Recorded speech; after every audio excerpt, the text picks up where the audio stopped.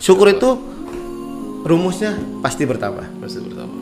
Bertambah kualitas dari istri sendiri, pelayanannya kah, akhlaknya kah, dan segala macam. Dari sisi kualitas. Atau Allah tambah dari sisi kuantitas. Nah, alhamdulillah Ana justru merasakan keduanya. Kualitasnya ditambah, kuantitasnya ditambah, dan kuantitas ditambah itu kualitas juga bertambah juga. Terima kasih telah menonton video ini. Jangan lupa dukung channel kami dengan mengklik tombol subscribe, like, dan komen ya. Barakallahu fiikum.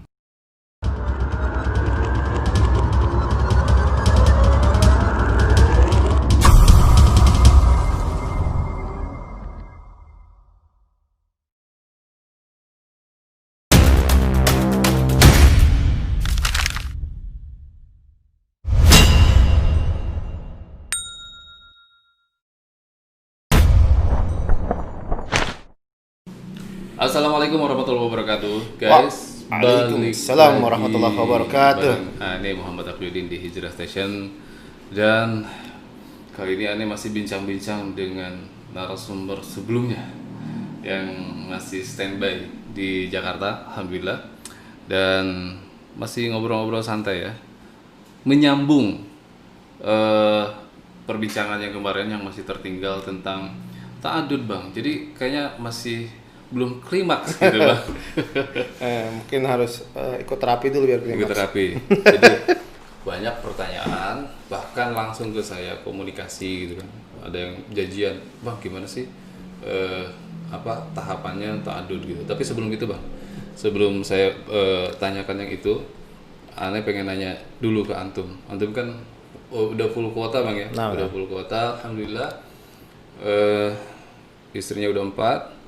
Lalu apa yang Antum dapatkan atau apa yang Antum merasakan baik dalam hati ataupun jiwa, perubahannya ya, perubahannya dibandingkan ketika istri Antum masih 1 dengan sekarang setelah istri Antum 4. Betul. Ya, yang Anda rasakan ya tentunya bahagia lah, karena ini adalah anugerah, nikmat dari Allah. Istri itu kan bagian dari rezeki, jodoh itu bagian dari rezeki. Betul. Gitu kan. Rabbana hab lana min azwajina kan. Allah berikan kami, anugerahkan kami daripada istri-istri kami.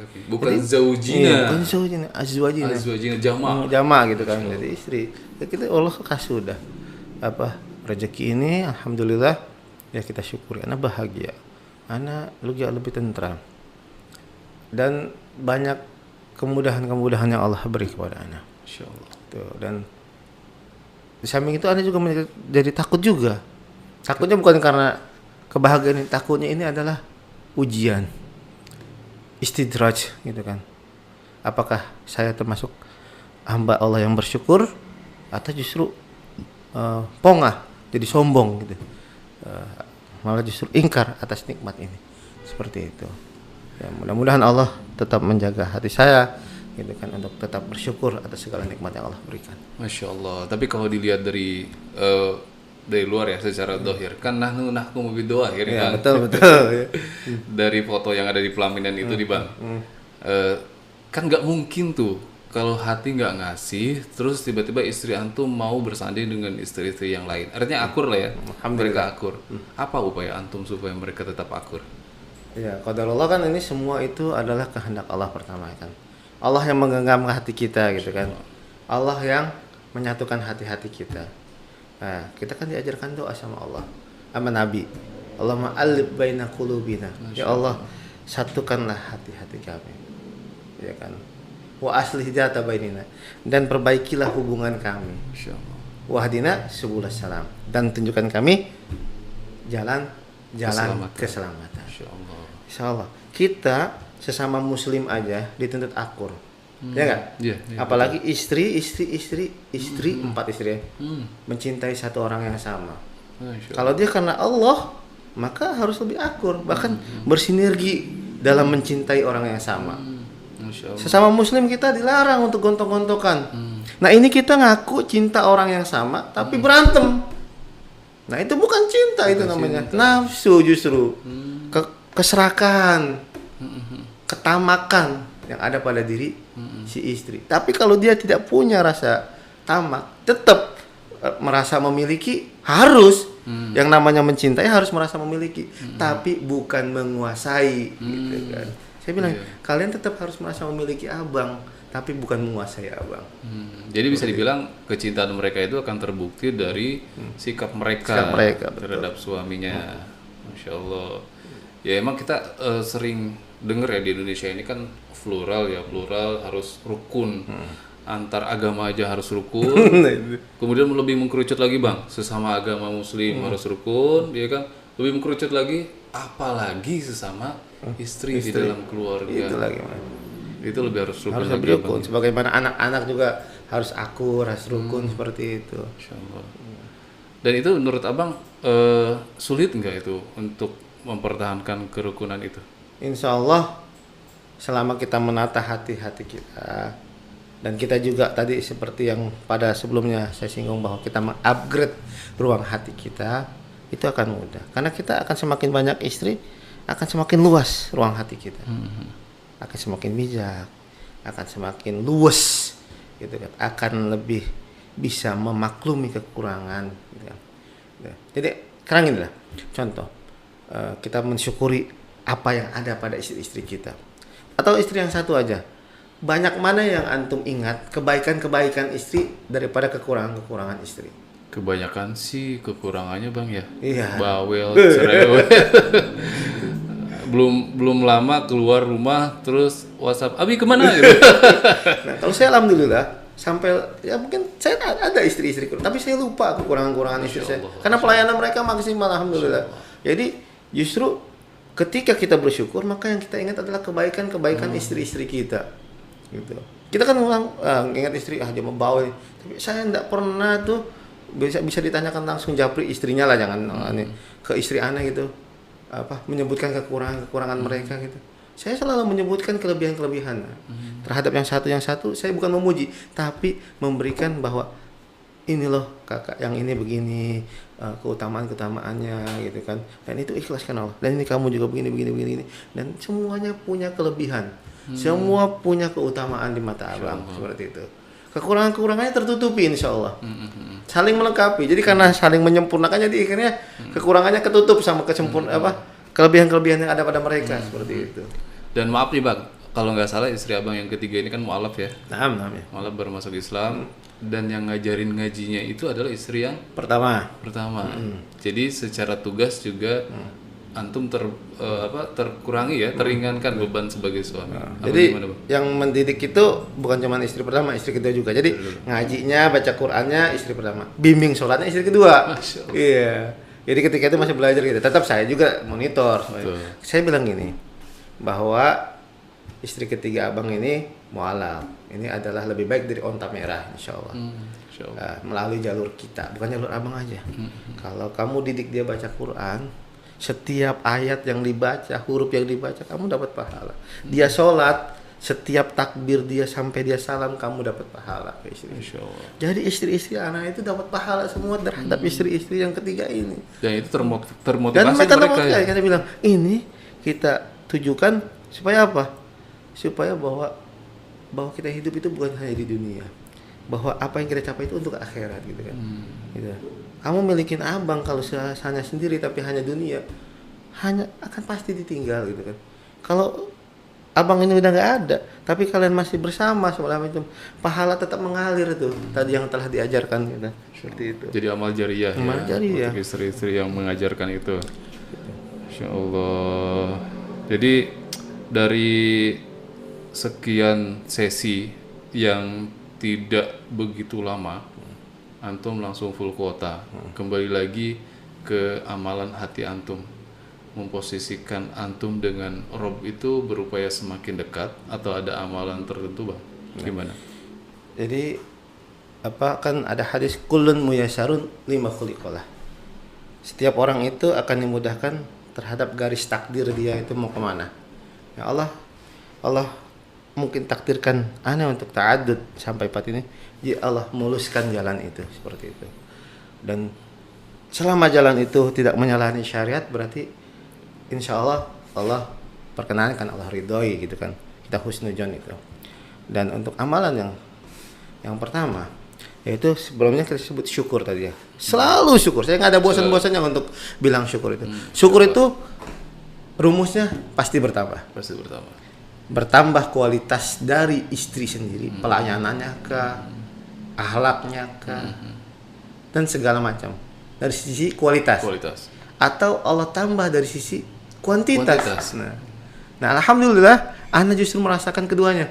Kualitasnya ditambah, kuantitasnya ditambah, dan kuantitas ditambah itu kualitas juga bertambah juga. Nah, itulah namanya syukur, itu adalah suatu keberkahan yang akan mendatangkan ziyadatul khair, bertambahnya kebaikan seperti itu.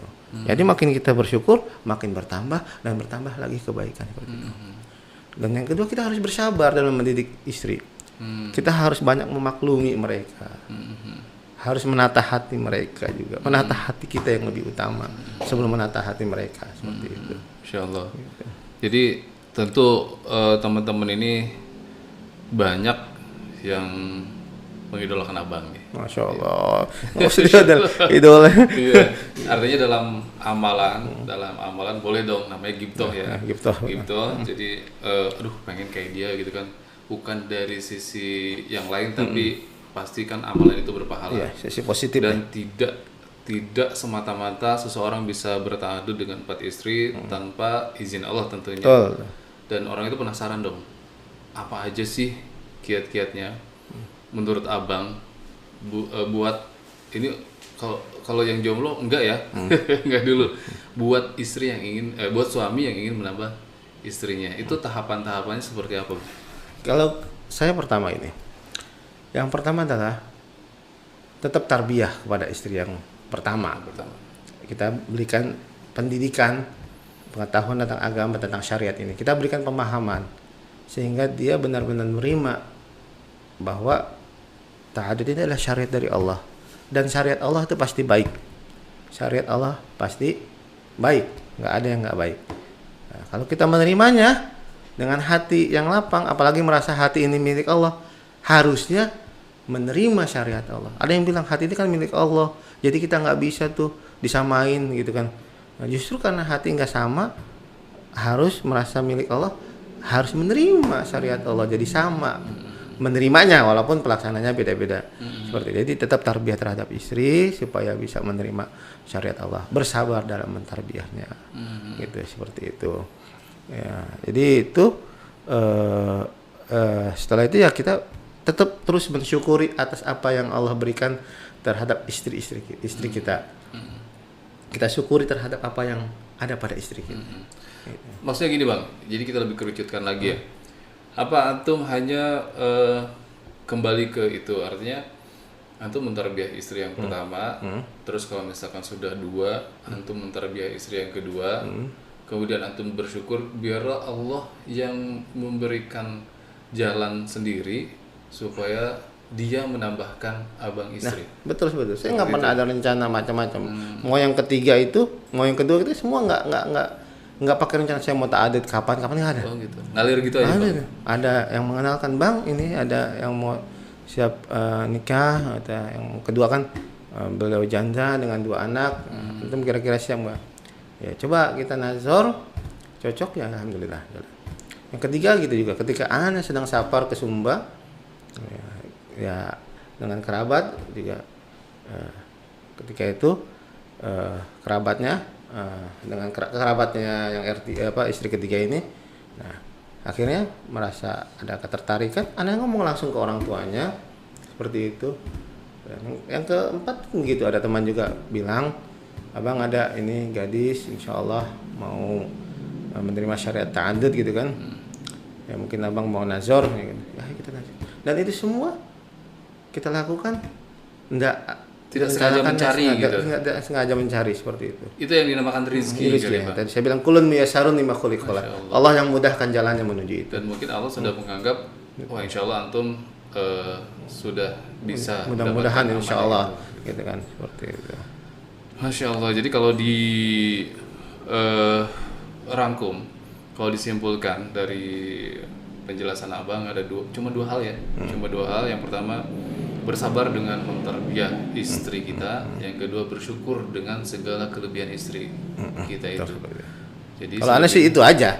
Itu aja cukup. Kalau anu cukup itu. Selebihnya biar itu urusan Allah. Kalau memang dalam hati kita terdetik ingin ta'adud, ya kalaupun harus diungkapkan, mungkin ungkapkan kepada Allah ya. Betul. Nggak perlu minta-minta ke teman, cariin. Yang udah ngelakuin. Kalau sudah mampu, sudah pantas, insya Allah Allah kasih jalan. Allah mudahkan. Ya. Kalau maksa-maksain, ya akan bermasalah juga seperti itu. Berarti bisa dikatakan bahwa poligami ini takdir, Bang? Ya takdir memang. Poligami ini takdir ya. Ini takdir, dan menjalaninya itu harus dengan keikhlasan. Jadi nggak mentang-mentang takdir, aduh mau gimana takdirnya udah kayak gini gitu. Jadi seakan-akan berat dia dengan takdirnya. Berarti harus dengan keikhlasan ya, apapun takdirnya itu. Masya Allah. Ini kan dari sisi kita sebagai laki-laki. Kalau sisi perempuannya yang tahu perempuannya bagaimana, seperti itu. Tapi insya Allah yang Anda tarbiyah seperti itu, bahwa kita itu ta'adud itu adalah takdir, seperti yang antum bilang gitu kan. Harus rela dengan takdir Allah. Kalau dia nggak rela dengan takdir Allah, sampai kapanpun nggak akan siap dengan ta'adud. Gitu. Dan takdir Allah, dan ta'adud ini syariat. Takdir Allah tapi syariat Allah, dan syariat Allah pasti baik. Itu bukan takdir buruk. Dan saya bilang juga tambahan mungkin bahwa ta'adud itu kan berbilang istri, poligami. Kita kan membangun suatu bangunan, berarti bangunan yang lama sudah kokoh. Jangan bangunan yang lama belum kokoh, bangun yang lain. Berarti nanti rusak. Entah rusak bangunan yang lain atau rusak bangunan yang rapuh, diberi beban lama gitu. Baru gitu kan. Bisa ambruk dong, Bang. Iya, kalau kayak buka usaha cabang gitu kan. Kan udah sustain dulu yang pertama. Baru buka yang lain gitu kan. Masya Allah. Kalau umpama dia belum kokoh yang pertama bangunannya, terus dia bangun yang lain, itu seperti orang sebenarnya mau pelarian gitu kan, mau meninggalkan yang ini atau coba-coba seperti itu. Gitu. Ya, oke Bang, terakhir nih, ada satu ungkapan bahwa madrasatul ula. Ya, betul. Para ibu-ibu itu adalah madrasah pertama untuk anak-anaknya. Nah sekarang Abang kan membawahi mereka semua. Di mana posisi Abang? Ya, Ar-Rijal Qawwamuna 'alan Nisa tetap. Kepala sekolahnya. Iya. Dia sekolahnya, kita yang punya sekolah. Kepala yayasan. Masya Allah. Jadi tentu punya kebijakan sepenuhnya untuk mengelola sekolah itu. Nah, kalau sekolahnya nggak bagus, ya kita bisa lakukan perbaikan-perbaikan gitu kan. Kalau memang nggak bisa perbaikan itu, ya kalau memang harus dilepas ya dilepas. Kalau ini ada pergantian guru. Tapi itu adalah alternatif terakhir yang memang kalau tidak bisa diperbaiki. Itu kalau udah fatal banget itu juga ya. Seperti itu. Masya Allah. Jadi itu guys, bincang-bincang kedua kali ini berkaitan dengan ta'adud bersama Abang Ganteng Ruhi. Jadi tertuduh ganteng beliau, mau nggak mau diperebutkan oleh 4 istri. Gantengan sih, gantengan yang wawancara ini. Udah kayak Ahmad Dhani. Udah 11-12 sama Ahmad Dhani ini. 12 ya. Semoga nanti diundang sama beliau ya. Amin. Gitu. Jadi itu dia, semoga menjawab pertanyaan-pertanyaan teman-teman yang masih bertanya-tanya tentang ta'adud atau yang punya niatan. Demikianlah jawaban dari beliau setelah bincang-bincang ringan tadi. Semoga bermanfaat. Assalamualaikum warahmatullahi wabarakatuh. Waalaikumsalam warahmatullahi wabarakatuh. Bismillahirrahmanirrahim. Saya nikahkan Isnawati binti Syabirin Hiyah dengan Ruqyat Sahih dengan mas kawin 10 gram perhiasan emas. Dibayar tunai. Saya terima nikahnya dan kawinnya Isnawati binti Syabirin Hiyah dengan mas kawin 10 gram perhiasan emas, dibayar tunai. Alhamdulillah. Ya saudaraku Ruqyat Sahih,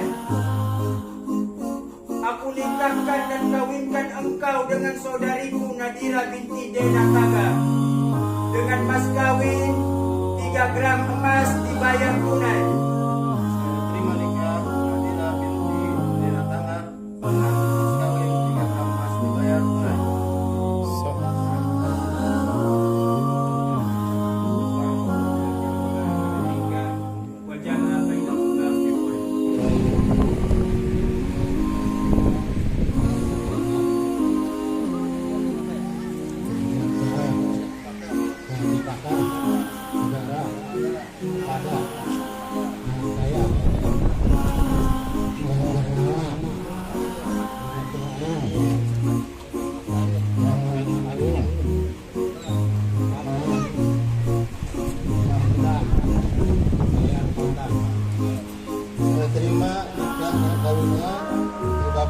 dua tuang air diambil, setengah mas kawin 5,5 gram emas, bayar tunai.